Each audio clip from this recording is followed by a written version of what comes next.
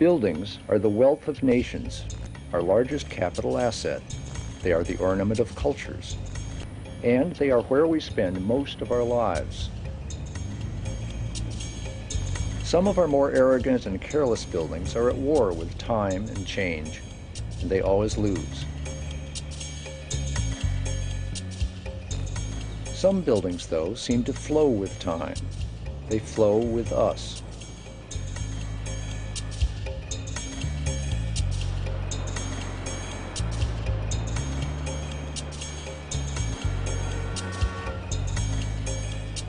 I've been living and writing in and around San Francisco for 40 years.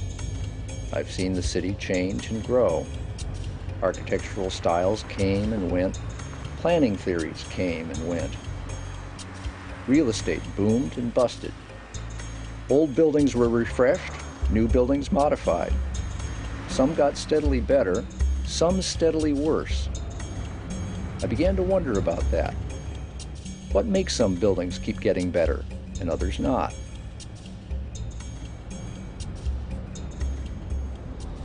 Since we create the buildings around us, you think they'd be our servants. Instead, most of the buildings we have thwart us constantly. I got so interested in this problem, I wound up spending 6 years studying it. The approach I took was to look at what happens with buildings after they're built. That's when the users take over and begin to reshape the building to suit their own real needs. What kinds of buildings, I wondered, work well with that evolution? And why do so many buildings work so badly? In 1991, a poll of the American Institute of Architects voted I.M. Pei to be the most influential living American architect. In 1986, he designed this, the Media Lab at the Massachusetts Institute of Technology. Here was a building purpose-built to house a diverse array of disciplines and people collaborating on deep research and fast-evolving computer and communication technologies. I was at the Media Lab when it was brand new. In the 3 months I was there, the elevator caught fire, the revolving door kept breaking, every doorknob in the building had to be replaced, the automatic door closers were stronger than people and had to be adjusted, and an untraceable stench of something horribly dead filled the public lecture hall for months. This is normal. In many research buildings, a central atrium serves to bring people together with open stairways, casual meeting areas, and a shared entrance where everyone sees each other daily. The Media Lab's atrium cuts people off from each other. There are 3 widely separated entrances, each huge and glassy, 3 scattered elevators, few stairs, and from nowhere can you see other humans in the 5-story space. Where people might be visible, they are carefully obscured by internal windows of smoked glass.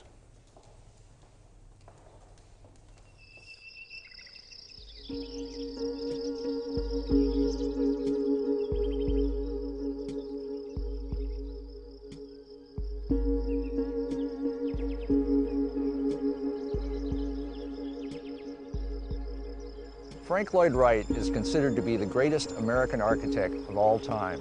This is one of his buildings, and it's beautiful, but it leaked from day one. The Marin County Civic Center in California was the last project of his life, but it leaked just as badly as all of his earlier buildings. His clients would say, "The roof leaks," and he would joke, "That's how you can tell it's a roof." Someone should have told him, "That's how you can tell it's a failure." The desire by architects, planners, and politicians to impose a style without planning for long-term use, change, and adaptability can cause all kinds of problems. In Paris, Mitterrand's Grand Projets have had assorted disasters. Built quick to look impressive, these buildings have had a terrible maintenance record. On est allé trop vite dans toute la construction des grands travaux en général, des grands travaux commencés avec François Mitterrand. Ces monuments ont été vite faits, très vite faits, vite conçus. Et évidemment, on n'a pas pensé que quelques années plus tard, il pourrait y avoir des gros problèmes.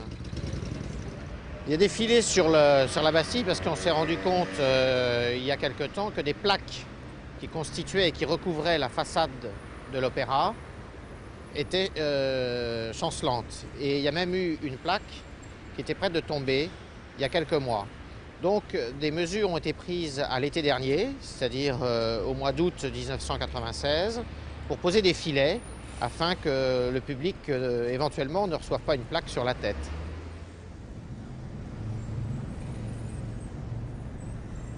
At the Bibliotheque Nationale, the trademark glass towers proved too hot for the books inside. One day of bright sunshine and the books would bake. Wooden blinds had to be added all over the building, hugely increasing the construction costs. One of the strongest criticisms which has come from researchers and scientists who are actually going to have to work in this library is that the running costs are going to be huge, and to save money the finance ministry has insisted that they buy fewer books. And one of the important things for a French national library is that they want to safeguard French culture, so they want to buy and stock many French books. They want to be able to compete with the Library of Congress and the British Library. And what's actually happened is that because of all the problems, they're having to save on this very thing. There's all sorts of elements which just don't seem to have been thought through. Why didn't they look first at the book, the reader, and then go from there? I think they did the opposite. I think they looked at the building first and thought of the reader last.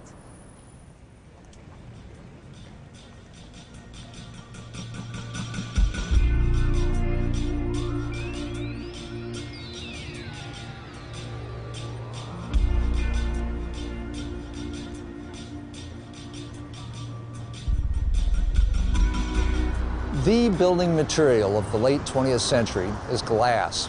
It is also the problem material. In many new buildings, there's too much of it, in the wrong places, doing the wrong things. At the John Hancock Tower in Boston, the glass fell out. All the windows had to be replaced, and the interior of the building had to be completely restructured because of its failure handling wind loads. Here at the Western Morning News building in Plymouth, designed to look like an enormous transparent glass boat, few people would deny that this was a dramatic and powerful statement building. Visible across the harbor, shining in the night sky.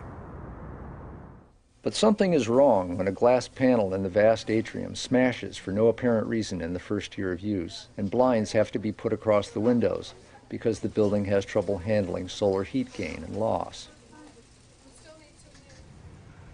Other glass buildings may intend to dazzle the viewer, but their reflective brightness on a hot day is literally blinding. The alternatives, such as these tinted, unopenable windows on the BBC's own White City building, may keep out sun and dazzle, but a wet, wintry West London day makes basic daylight an unobtainable luxury.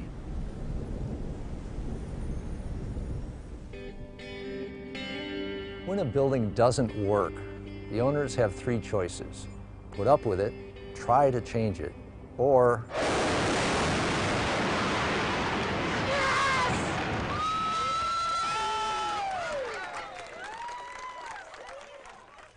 one of the main problems is that architects and their clients often concentrate more on the look of a building than its eventual use or function. Works of architecture tend to have great facades that will look impressive and original in the magazines. But the ways in which these buildings might work, develop, or grow don't appear in the magazines at all, and so they're given low priority. One of the things that happened with facade architecture is that on a very large scale new techniques of construction were attempted without, in many cases, enough research, enough care to make sure that the way in which the buildings endured and matured and improved over time could be achieved. The important thing was almost the initial flash, the first impact. What happened subsequently wasn't anyone's job.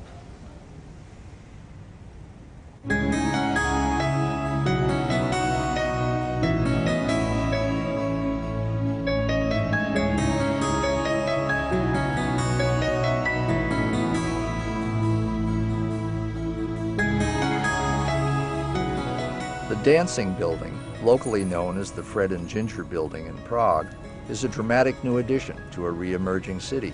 But how do you clean it?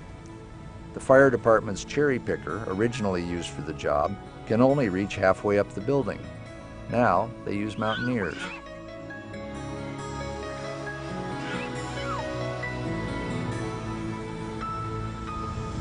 Myslím, že stavitel Stavitelé dneska vůbec nepřemýšlejí o tom, jak ten barák se bude udržovat a nehledí ani jako na částku, že zbytečně vydají moc peněz. Měli by si to zařadit do rozvrhu té stavby. Nejtěžší část na tom čištění je vždycky moment, kdy se na to lano nalejzá. Tam je velký nebezpečí prasknutí toho skla.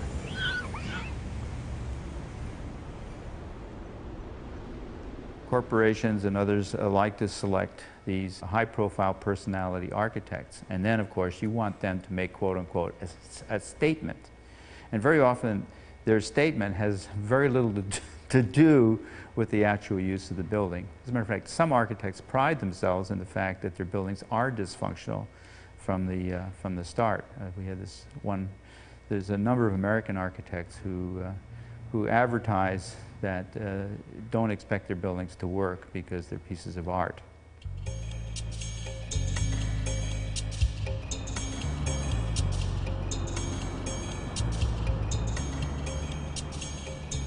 The pathology of this system is that images become detached from reality. Images are everything. What actually happens inside buildings, what the buildings are for, becomes forgotten.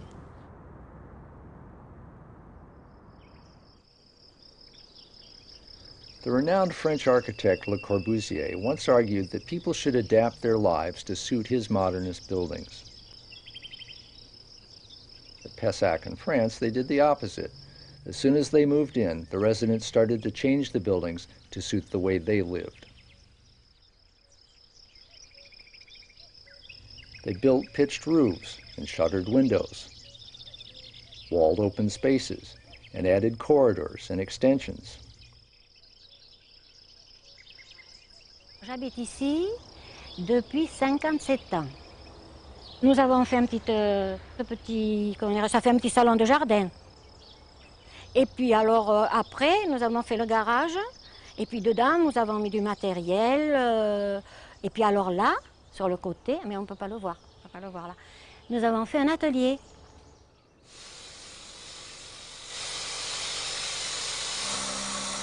La conception de cette maison était assez bizarre.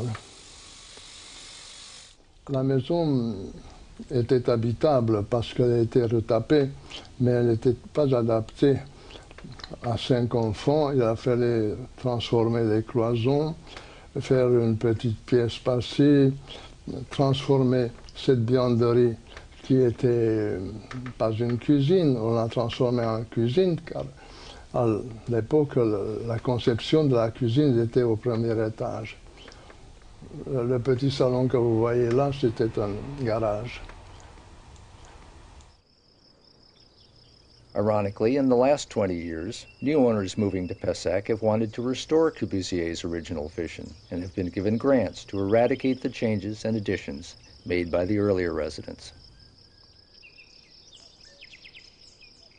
Alors nous avons essayé de concilier à la fois, j'allais dire, un respect de l'œuvre première et puis les nécessités imposées par la vie de tous les jours. C'est-à-dire on a quand même commencé par tout casser. Oui, on a cassé tout ce qui avait été ajouté. Tout ce qui avait été ajouté, oui. Et ça, c'était une option de départ déjà. Oui. Pour ensuite, effectivement, adapter les transformations un peu aux nécessités de la vie courante.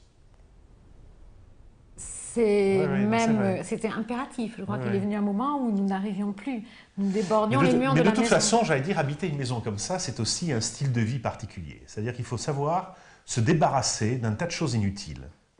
Autant dans l'ameublement, c'est-à-dire qu'il faut effectivement lécher ses parents, le buffet Louis XIII et les fauteuils capitonnés. Il faut, j'allais dire, se contenter du minimum. C'est tout un style de vie, mais moi qui me plaît beaucoup.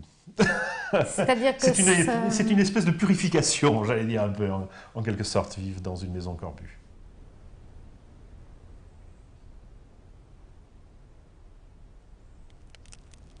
Ce quartier, c'est un quartier comme un autre. Bon, il porte le Corbusier, c'est un fait, mais enfin, vous savez, ça aurait pu rester comme c'était. Parce que ça fait beaucoup de dépenses, déjà. Ouais. Il a fallu refaire, ils ont tout refait l'intérieur et tout, ils ont dépensé des sommes extraordinaires, alors même abusives, c'était abusif. Non, moi je ne... non. Et tous nos anciens, vous savez, nous avons la même idée. Ils auraient pu laisser comme c'était. C'est tout.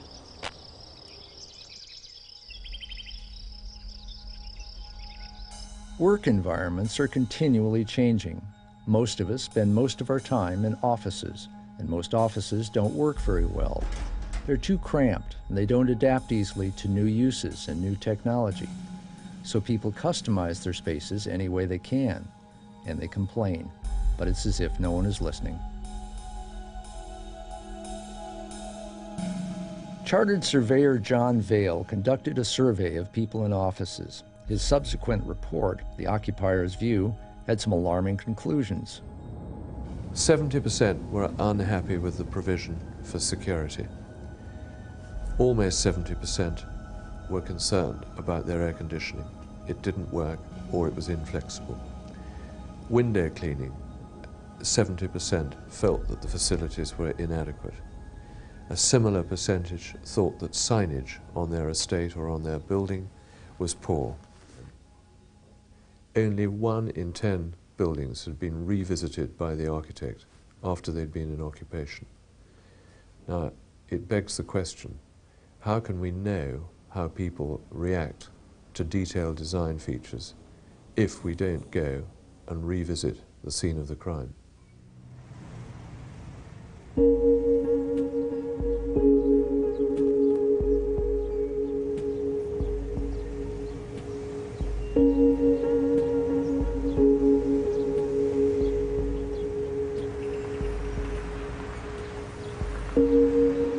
Quite a lot of buildings, as soon as they're finished, the user comes along and totally reverses all the ideas that were there in the brief. We get intimately detailed briefs of how to make, say, a hospital, and about 2 years on, it's totally different. They've moved the accident and emergency into a different place, or the people whose offices were there are no longer in that same place. And we don't realize that. The buildings change and change and change because all the people who use them have their own ideas. And that's good. But we have to know that. We have to have a much greater understanding of that organic change that takes place in all buildings.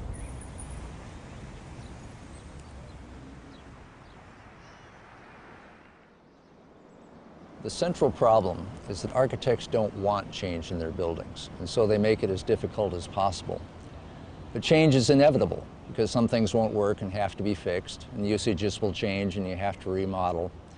If the building fights those changes, the result is bound to be expensive and ugly. That's why architects don't learn from their own experience. I asked one architect what he learned from his earlier buildings. He said, "Oh, you never go back. It's too discouraging." So how do architects learn? It might be useful to look at the buildings they're trained in. University architecture school buildings are always designed and built with great fanfare, and they're often the most despised buildings on campus. Worcester Hall at the University of California, Berkeley is an example. Designed by not one, but 3 famous architects, it's ugly inside and out. There's not enough seminar rooms, the mechanical systems don't work, and the whole thing is so high and narrow that colleagues go for months without ever seeing each other.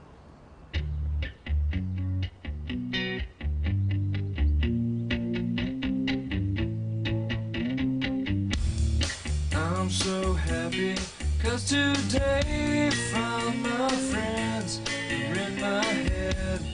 I'm so ugly, that's okay. In the first years of Worcester Hall, architecture students attempted suicide by jumping from this stairwell into a courtyard where nobody ever goes.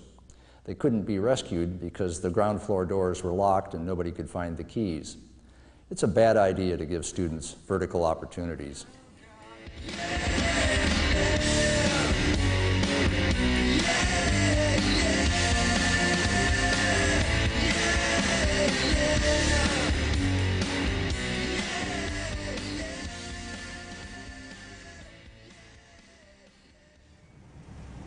I think people have lost confidence in themselves.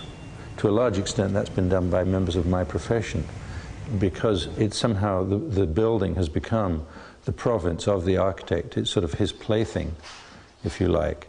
And the architects have worked quite hard to convince users that they don't know anything about architecture, and that therefore you've got to have this architect helping to figure out how this building is going to be. I mean, it's even reached the point where people have interior decorators come and choose their own wallpaper, for God's sake, you know. So that this lack of confidence, which has been fostered in the population, is a manipulation that has actually been caused partly by the media, largely by the profession. And so, but of course it's tremendously endangers the fabric of society, because if people lose confidence in themselves to that degree, then the adaptation of the environment to common sense and to everyday use disappears. A model of a learning building that develops and changes over time is the Palazzo Pubblico in Sienna. All architects are taught to admire it, but they aren't taught how it became admirable.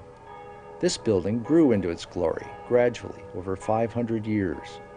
Who was the main architect? Time. The earliest part of the building, the ground floor, dates from 1284. The piano nobile, or first floor, was added in 1310. The spire was completed in 1325. 35 years later, a mechanical clock was added. Then, a Christian monogram. Then the Medici arms. In 1680, the building gained a crenellated tower, and in the 18th century, a belfry. The building has taken over 500 years to evolve. Here in 1997, the portico is being remodeled. For architects, there's perhaps a lesson in the Palazzo Pubblico. It might save their profession and give them more work and respect than ever. All they need to do is stop defying time and put time to work. Evolutionary design is healthier than visionary design. Contemporary buildings can learn about time, flexibility, and evolution from models like Sienna. In London, the firm of Addison Wesley Longman learned from the mistakes in one of their previous buildings, a building that proved impossible to adapt or remodel. So they created a new building that is alive to the possibilities of change. Any business has got to take account of the fact that it may never always be the size it thinks it's going to be, so it needs to be able to change and adapt. And we wanted to be able to build smaller pockets of space so that we could perhaps downsize if that was needed to be the case, or we could change our minds about something and we could sublet some of the space.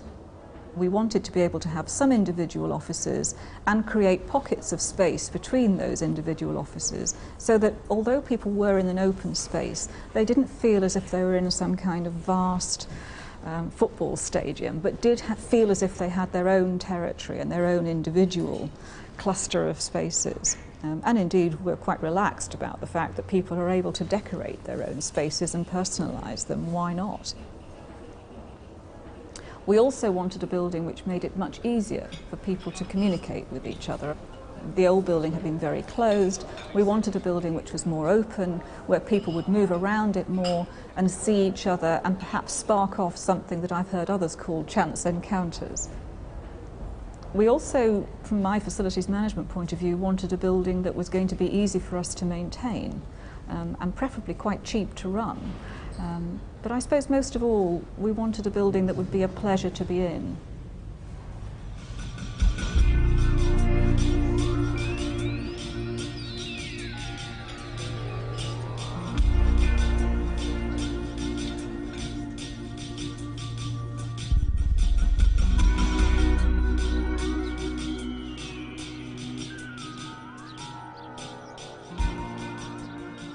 When we build, let us think that we build forever. Let it not be for present delight, nor for present use alone. Let it be such work as our descendants will thank us for. John Ruskin said that. At the ING Bank in Amsterdam, the architects go back periodically to see how the building has evolved. The people who work in the building are frequently asked how the place might be improved, and the possibility of future change and adaptation is always encouraged. The building is light and airy, even in the middle of winter. One design requirement was, No one sits more than 20 feet from a window, which you can open. You can park your car underneath the Japanese garden. Noise is reduced by shaping the exterior in such a way that the sound of traffic is reflected back off the building rather than into it. And there are gardens and running water inside and out. One of the most, I think, important points was to make a friendly building, a building for a human building, where you get some contact, you know, not an office paying, something like this, but a friendly building that when people are coming, just make open forms, you know, not closed forms, but even so when you see the stair, it's an open form, not a closed form. But it must be a friendly building where people feel all right, where people can work very hard, because when the building is friendly, then you can do a lot of good business. When the building is terrible, people will always be ill. But when the building is like at home, it's all right. We are living in a very, very fast way. Managers have to make decisions all the time, every day, every minute of the day. And I think what I learned from this building, our experience, is that you have to be quiet. And when the influence of the building on people is stressy, fast, white, without color, make people more and more giving stress. But you have to be quiet to do your work very, very good. I always said, I have no time to be in a hurry. Because when you are running in a building, in corridors, you know, then you are just going faster and faster and faster. And then you are falling.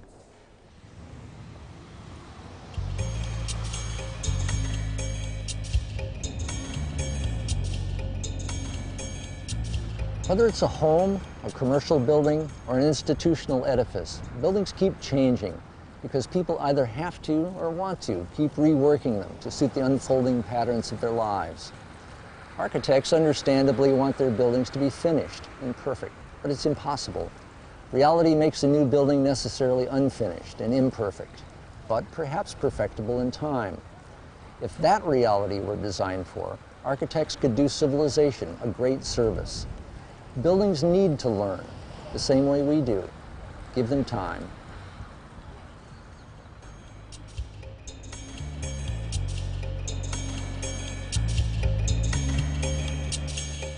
Next week, I'll be looking at cheap, unnoticed buildings that people adapt and change at will. Leftover buildings, huts, sheds, shacks, boats, and mobile homes. They're neither noticed or celebrated, but most of the world's work is done in these low-road buildings, and some of the most creative people live in them.